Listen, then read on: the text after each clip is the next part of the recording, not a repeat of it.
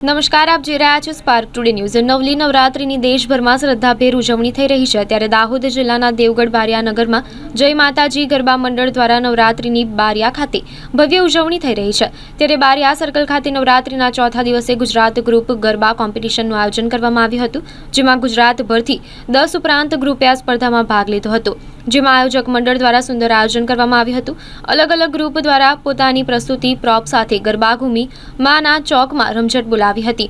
નિર્ણાયકો દ્વારા જેને ઝીણવટ મારી પોતાનો નિર્ણય કરી 3 ગ્રુપને વિજેતા જાહેર કર્યા હતા, જેમાં ગોધરાનું ગ્રુપ જે ત્રીજા ક્રમે રહ્યું હતું, તો બીજા ક્રમે દેવગઢ બારિયા અને પ્રથમ ક્રમાંકે આ વખતે પણ દાહોદનું અસ્મિતા ગરબા ગ્રુપ રહ્યું હતું।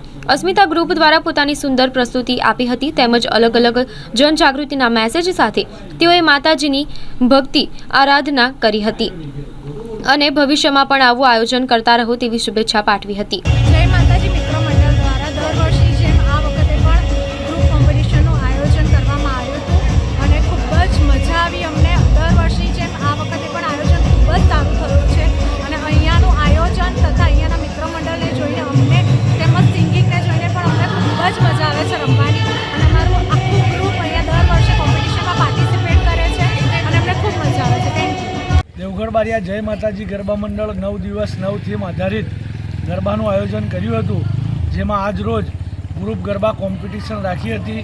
આ કોમ્પિટિશનમાં પ્રથમ નંબર દાહોદ અસ્મિતા ગ્રુપને મળ્યો હતો, બીજો નંબર શિવ શક્તિ ગ્રુપ દેવગઢ બારિયાને મળ્યો હતો અને ત્રીજો નંબર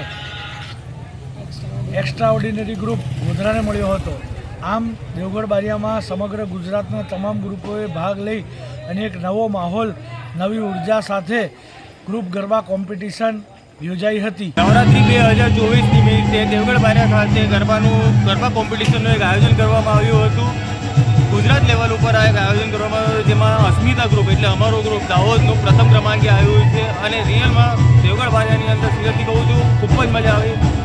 ઢોલના તાલે, પગના થનગનાટની સાથે ખૂબ જ મજા આવી। અંબે અંબે